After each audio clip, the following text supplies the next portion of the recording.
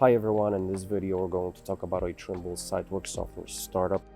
Locate the Trimble Siteworks software on your desktop and open it up by double tapping on the icon.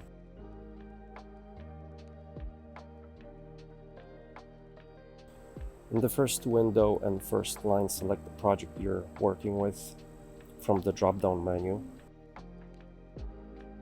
In the second line, either create new or select from the existing work orders. That's a file where we store the field shots. We recommend naming it year, month, day, and the name of the work order, as well as the description. If the design is available, select it from the drop-down menu as well. Select Accept.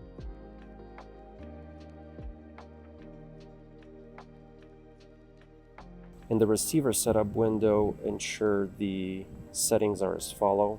Please make sure that the device serial number matches the one on the bottom of the receiver.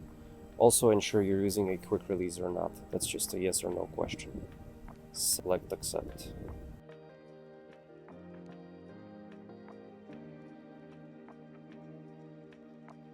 Say no to the following questions since we're using a public coordinate system.